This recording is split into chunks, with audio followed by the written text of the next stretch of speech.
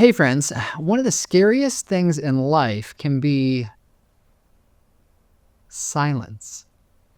But that's exactly what we're going to talk about today on the Bin Bin podcast, because it can become one of our best friends as well. It can be one of the most transformative practices in our entire spiritual life if we'll let it be, and if we avoid some of the common pitfalls that people do when they try and practice it.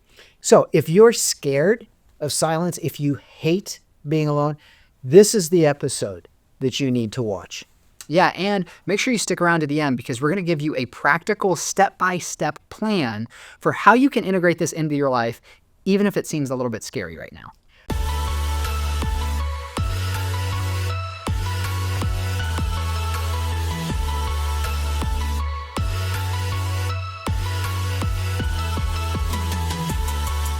Hi, welcome to the Bin Bin podcast.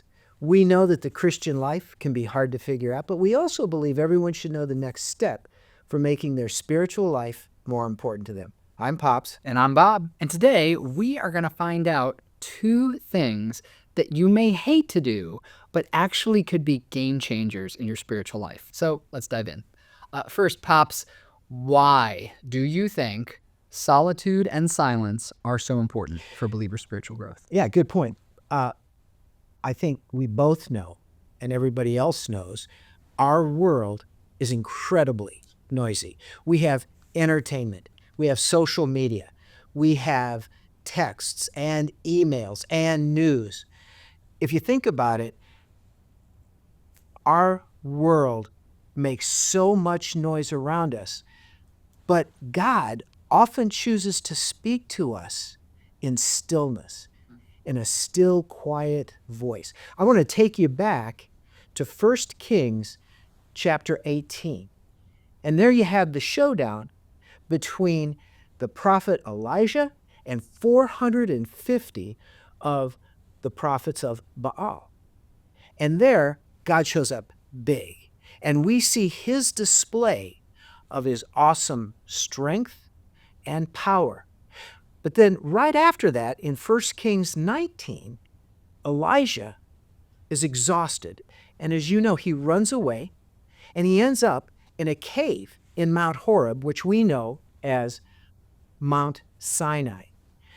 And while he's there, he goes to the opening of the cave and he sees this mighty wind.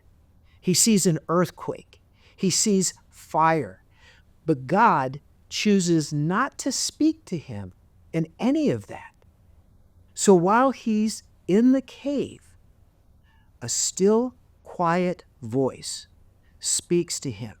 And God chooses to reveal himself in intimacy and quietness instead of his awesome power. Yeah, exactly. Yeah, solitude and silence can become these things where they allow us to step away, I think, from noise to hear God's voice more clearly. Yeah, and I also think that we should view silence and solitude not being something that only super spiritual people or monks do. But we should realize that silence and solitude is something that every Christian should do. Oh, Why? okay. Tell me. Yeah, because Jesus did it, right? So in Mark 1:35, our Lord rose early while it was still dark, and he went to a desolate place and he prayed. Which is very convicting based on when I usually set my alarm clock on any given weekday. But it's a huge point, because if Jesus needed solitude and silence, how much more do I need to spend time to make time for the Father, right? How much more do I need those moments? Clearly, these practices are critical components to our spiritual life after that argument. But my next question is, like, what are some of the myths about solitude and about silence that we kind of have to bust?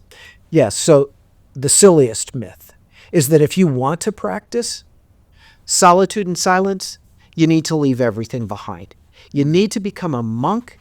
You need to become a hermit. Okay, so that's not true, which is good. That's great. Yeah. Yeah. So silence and solitude is specifically about carving out intentionally time alone with God.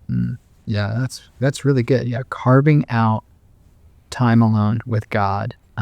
That's a good definition of solitude. So why don't you give us some other misconceptions that you feel might be appropriate? Yeah. So you gave a definition about solitude. I think with silence, just the fact that it's not sitting in awkward quietness with just pin drop quiet for hours.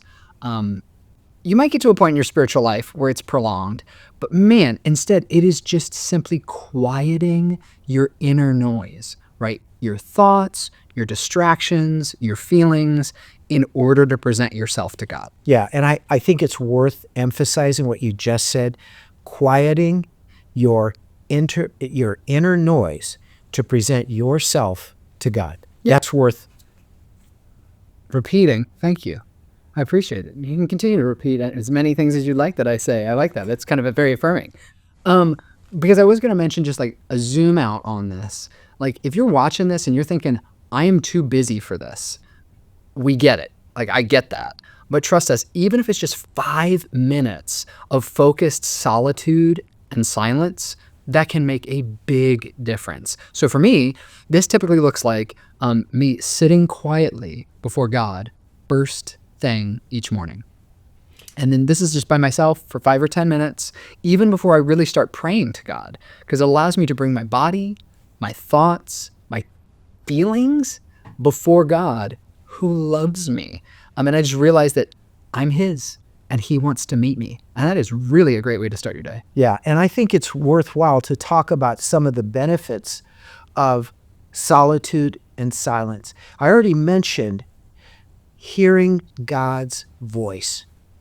Second is reprioritizing those things that are important to us. And then third is really receiving not only physical, but true spiritual rest.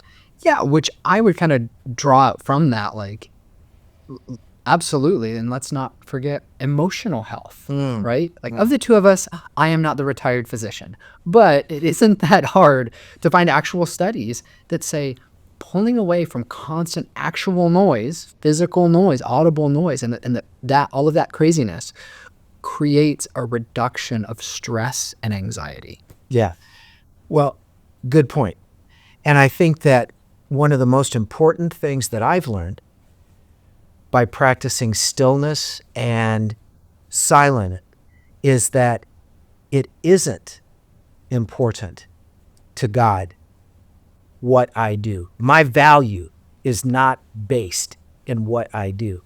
It's who I am in Christ. You see, my value is based on what He says is my worth, my value, and the love that I have for Him.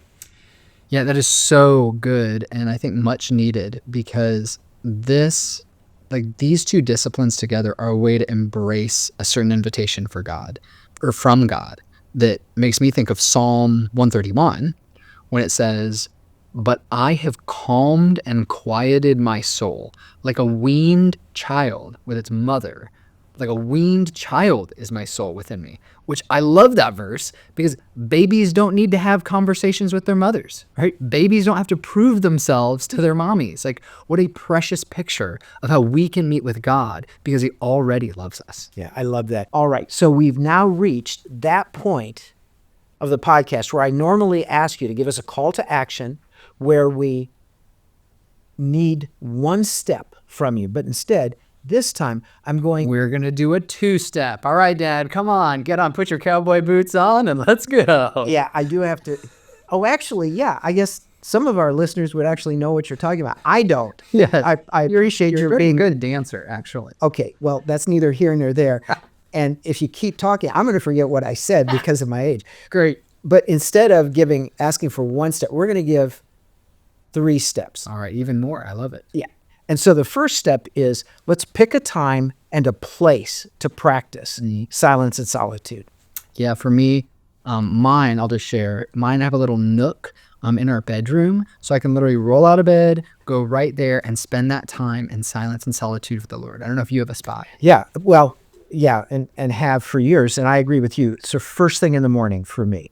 I love my office.